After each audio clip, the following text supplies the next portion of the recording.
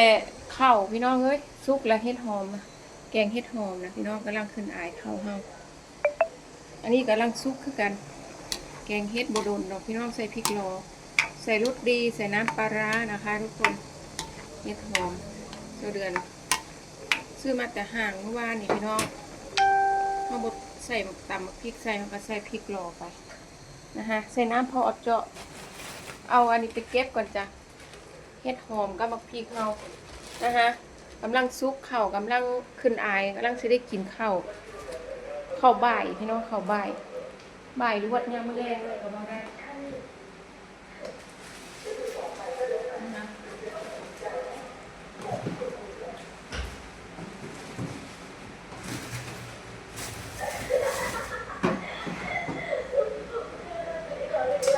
ใส่ปลาหมึกยำหน่อยว่าพี่น้อง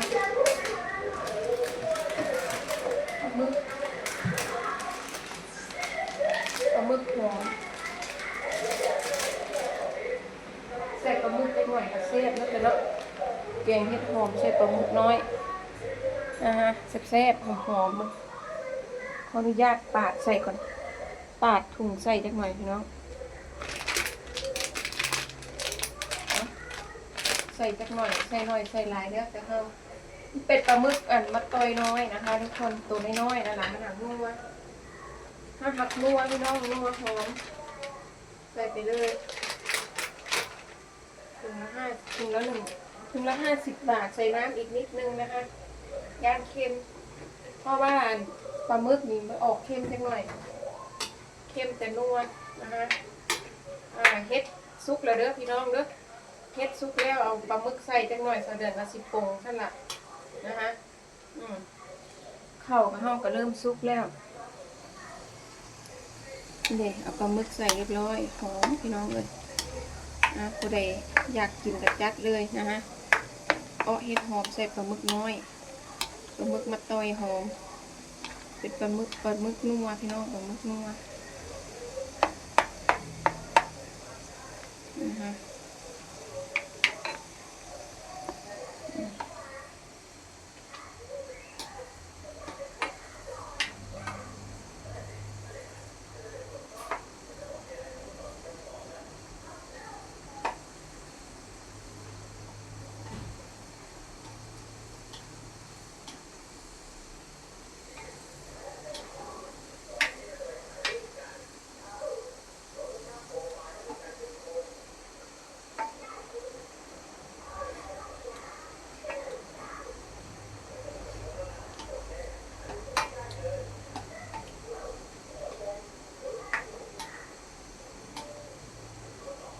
ชิมอีกก่อน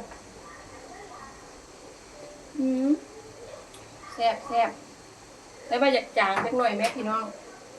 จางจักหน่อยไหมใส่น้ำปลาร้าจักหน่อยนักน้ำไปจักหน่อยเมื่อกี้เอาน้ำใส่หลายเพราะสิบนัวเน้นนัวด้วยแต่เนาะเน้นนัวข้าวคั่วกับฮ้อนพี่น้องเหงื่อแตกเหงื่อแตนก็สมุยไม่ได้เล่นน้ำซ้ำมื้อนี้วันที่12เขาเล่นตรงมือเลยนะคะ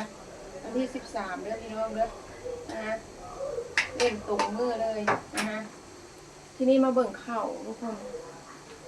กลับก่อนกลับด้านก่อนซุกแล้วล่ะแต่ว่ากลับด้านสักหน่อยเอาทั้งหน้ามันซุกคักๆก่อนข้าวเฮานะคะขวบไว้อีกสักหน่อยก่อนประมาณสัก5-6 นาทีก็ใส่ได้แล้วข้าวนะคะพอซุกแล้วนี่เรียบร้อยนะคะเก่งเฮาซุกแล้วได้พี่น้องเดือนปิดแก๊สนะมาเบิ่งหน้าตาเก่งเฮาใส่ปลาหมึกประมาณนี้นะคะทุกคนบอกเลยว่าหอมแห้งมาเอากระติบข้าวไปใส่ข้าวก่อนเอาเสียงลูกอีกนะแม่เลยคือดังแท้แม่ข้าวเย็นข้าวเย็นอีกแล้ว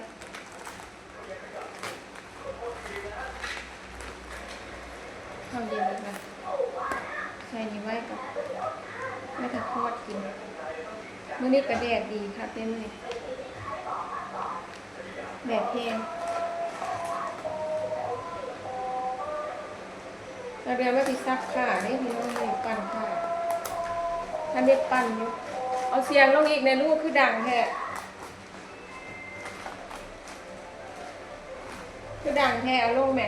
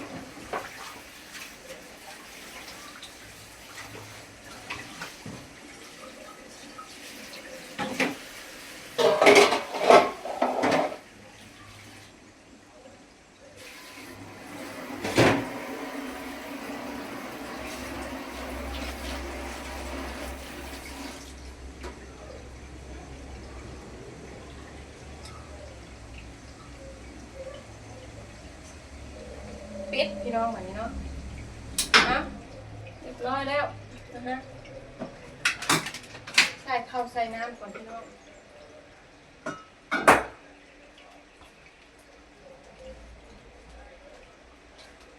ใส่ไปเลยข้าวใหม่ได้พี่น้องข้าวงามๆฮอน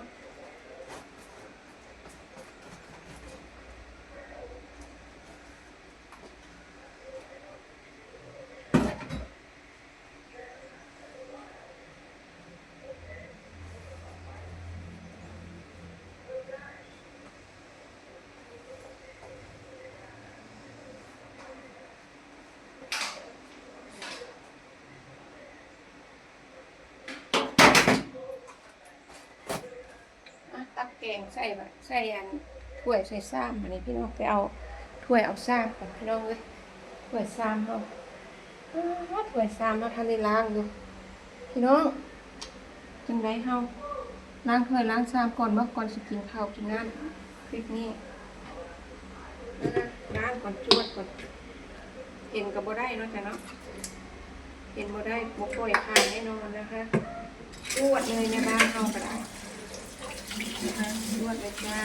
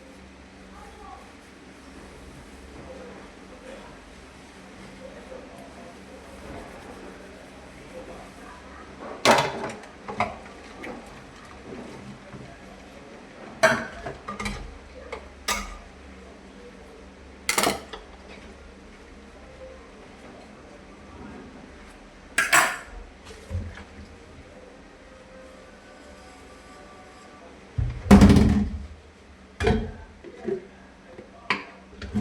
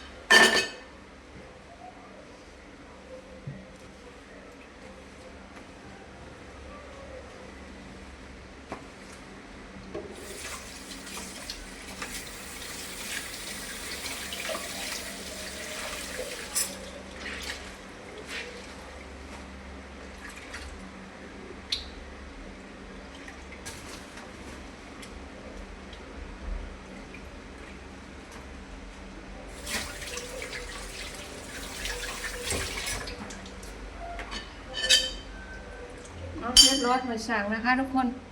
สวัสดีจ้า